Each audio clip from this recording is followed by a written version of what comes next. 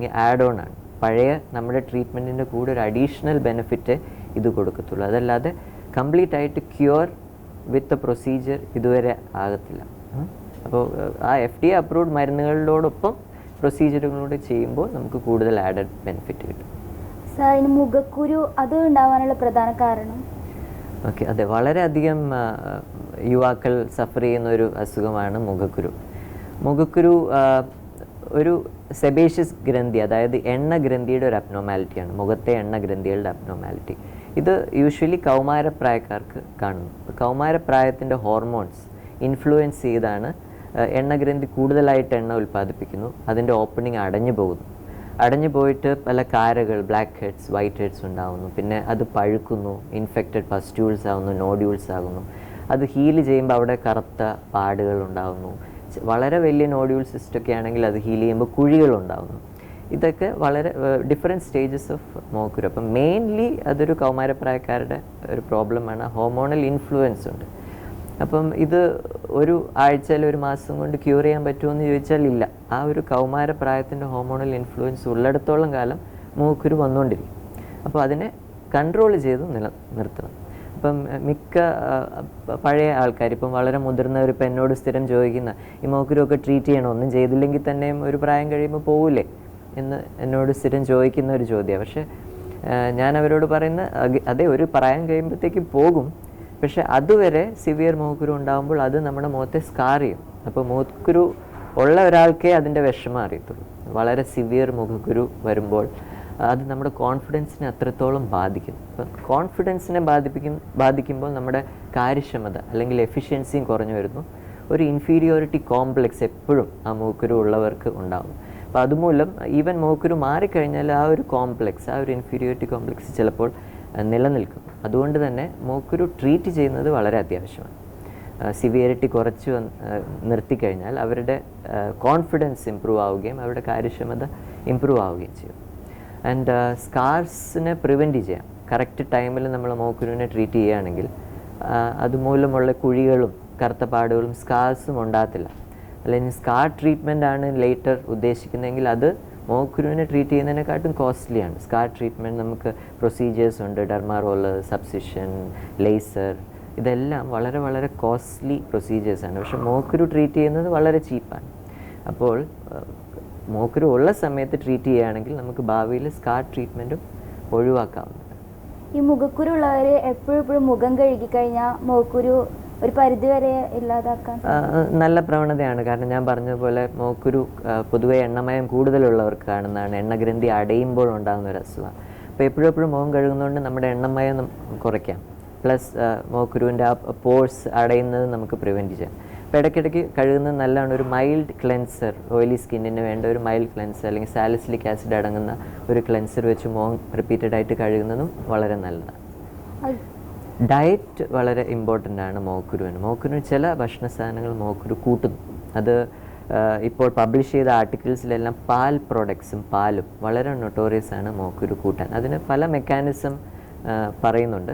അപ്പോൾ കഴിയുന്നതും പാല്, cheese, chocolate, milk chocolates, ice creams, പിന്നെ ഭയങ്കര ഷുഗറി ഫുഡ്സ്, വളരെയധികം ഷുഗറി ഫുഡ്സ് പെട്ടെന്ന് എണ്ണഗ്രന്ഥിയെ സ്റ്റിമുലേറ്റ് ചെയ്യും, കൂടുതൽ എണ്ണമയം ഉണ്ടാവുകയും ചെയ്യും.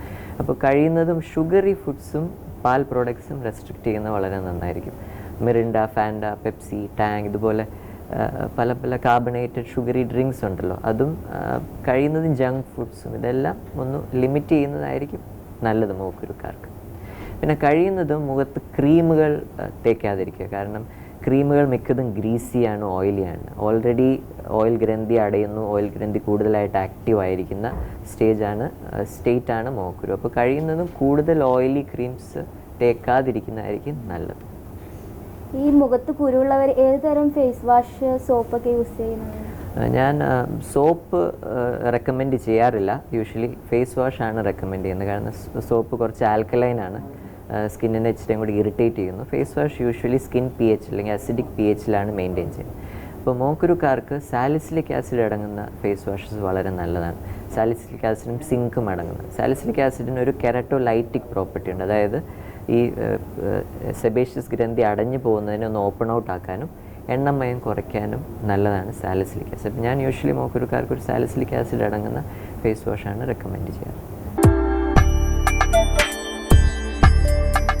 സാർ, തലയിൽ മുടി റൗണ്ട് ആയിട്ട് ഇങ്ങനെ പോകുന്നത് അത് എന്തുകൊണ്ടാണ്? ഓക്കെ, തലമുടിയിൽ വട്ടത്തിൽ മുടി കൊഴിയുന്ന അസുഖം, അതിനെ നമ്മൾ അലോപേഷ്യ ഏരിയേറ്റ എന്ന് പറയും. അലോപേഷ്യ ഏരിയേറ്റ എന്ന് പറയുന്ന ഒരു ഓട്ടോ ഇമ്മ്യൂൺ അസുഖമാണ്. അതായത് നമ്മുടെ തന്നെ ശരീരം നമുക്കെതിരെ തിരിയുന്നു. അങ്ങനത്തെ അസുഖങ്ങളെയാണ് ഓട്ടോ ഇമ്മ്യൂൺ അസുഖം എന്ന് പറയുന്നത്. അപ്പം നമ്മുടെ തന്നെ ശരീരത്തിൻ്റെ രോഗപ്രതിരോധ ശക്തി, അത് രോഗാണുക്കളോട് മല്ലിടുന്ന രോഗപ്രതിരോധ ശക്തി നമ്മുടെ തന്നെ മുടിക്കെതിരെ തിരിയുമ്പോൾ വട്ടത്തിൽ മുടി കൊഴിഞ്ഞു പോകുന്നു. അത് പല സിവിയറിറ്റിയിലുണ്ട്. ചിലവർക്ക് 1-2 വട്ടത്തിലുള്ള പാച്ചസ് തലയിൽ മാത്രം ഉണ്ടാകും. ചിലവർക്ക് തലയിലെ മുടി മുഴുവൻ പോകാം.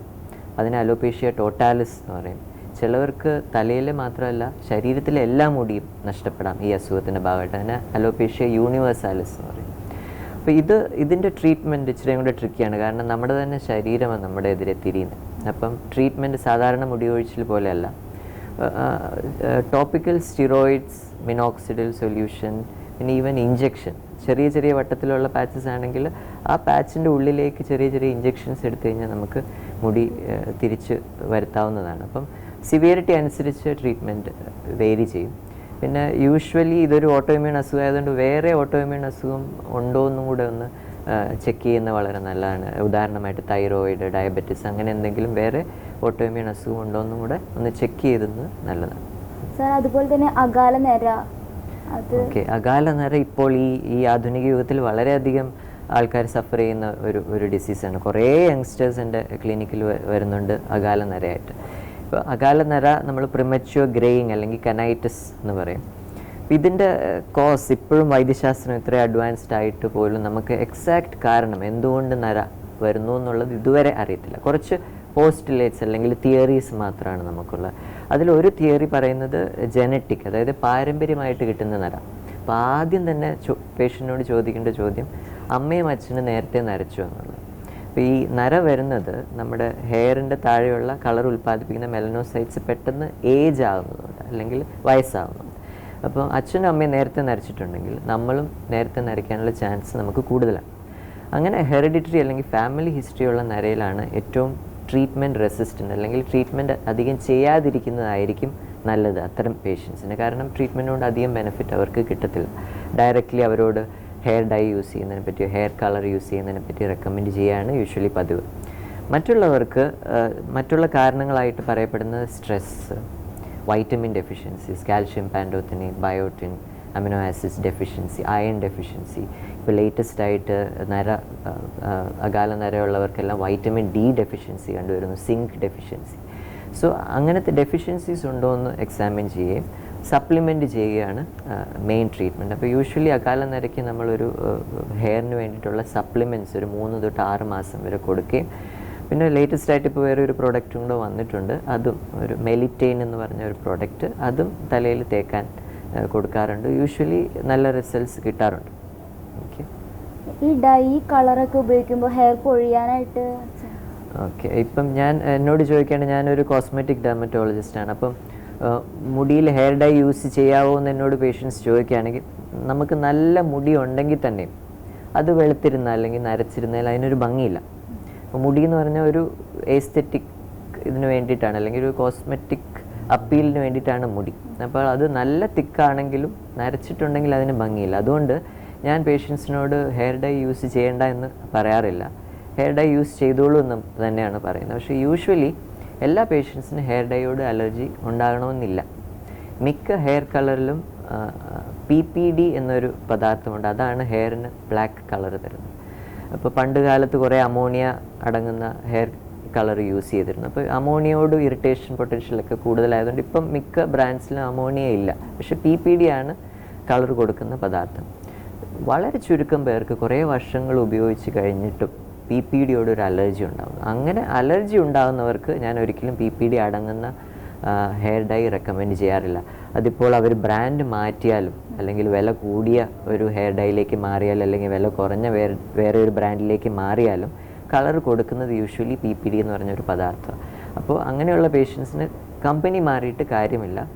ഒന്ന് അലർജി ഉണ്ടെങ്കിൽ കഴിയുന്നതും PPD ഉള്ള ഹെയർ ഡൈ ഒഴിവാക്കുക. ഓക്കെ, ഇപ്പോൾ ഹെർബൽ ഹെയർ ഡൈസ് അവൈലബിൾ ആണ്. അപ്പോൾ PPD ആയിട്ട് അലർജി ഉള്ള പേഷ്യൻസിന് ഞാൻ യൂഷ്വലി ഹെർബൽ ഹെയർ കളേഴ്സ് ആണ് റെക്കമെൻഡ് ചെയ്യുന്നത്. Herbal hair colours usually allergy ഉണ്ടാക്കാറില്ല. പക്ഷേ PPD അടങ്ങുന്ന ഹെയർ ഡൈഡ് അത്രയും ഒരു കട്ടി കറുപ്പ് നിറം കിട്ടണമെന്നില്ല, പക്ഷേ സേഫറാണ്. സാർ, ഇത് വെള്ളപ്പാണ്ട് പോലുള്ള അസുഖങ്ങൾ അതിന് ട്രീറ്റ്മെൻ്റ് ഉണ്ടോ?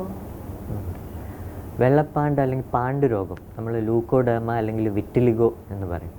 വിറ്റിലിഗോയ്ക്ക് ട്രീറ്റ്മെൻ്റ് ഉണ്ട്, നല്ല ട്രീറ്റ്മെൻറ്റ്സുകളുണ്ട്. അപ്പം മിക്കപ്പോഴും പറ്റുന്നത് എന്താണെന്ന് വെച്ചാൽ ആദ്യം തന്നെ വിറ്റിലിഗോ പാണ്ട് വരുമ്പോഴത്തേക്കും ഒരു അലോപ്പതിയിലേക്ക് ആരും പോകാറില്ല. എങ്ങനെയോ എന്തുകൊണ്ടോ അലോപ്പതി ഫീൽഡിനോട് ആൾക്കാർക്കൊരു ഭയം.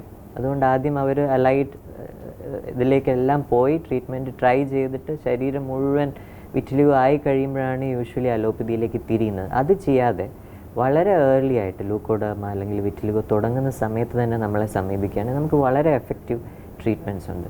അപ്പം വിറ്റിലിഗോ അല്ലെങ്കിൽ ലൂക്കോഡെർമ ഇതിനു മുമ്പ് ഞാൻ പറഞ്ഞ പോലെ അലോപേഷ്യ ഏരിയേറ്റ പോലെ തന്നെ ഒരു ഓട്ടോ ഇമ്മ്യൂൺ അസുഖമാണ്. നമ്മുടെ തന്നെ ശരീരമാണ് നമ്മുടെ എതിരെ തിരിഞ്ഞ് നമ്മുടെ കളർ ഉൽപ്പാദിപ്പിക്കുന്ന സെൽസിനെ നശിപ്പിക്കുന്നത്. അങ്ങനെ വട്ടത്തിൽ വെളുത്ത പാണ്ടുകൾ ശരീരം മുഴുവൻ വരുന്നു. അപ്പോൾ അതിന് നല്ല ടോപ്പിക്കലായിട്ട് തേക്കാനുള്ള ട്രീറ്റ്മെൻറ്റ്സ്, ഈവൻ വളരെ ഫാസ്റ്റായിട്ട് സ്പ്രെഡ് ചെയ്യുകയാണെങ്കിൽ ഉള്ളിൽ കഴിക്കാനുള്ള ട്രീറ്റ്മെൻറ്റ്സ്, ഫോട്ടോതെറാപ്പി, അങ്ങനെ പല ട്രീറ്റ്മെൻറ്റ്സ്. ഡോക്ടർ, നമ്മളിപ്പോൾ പാണ്ഡുരോഗങ്ങളെ കുറിച്ച് സംസാരിക്കായിരുന്നു. പാണ്ഡുരോഗങ്ങൾ പാരമ്പര്യമായിട്ടുണ്ടാകുന്നതാണോ? ഓക്കെ, പാണ്ഡുരോഗം അല്ലെങ്കിൽ ലൂക്കോഡ്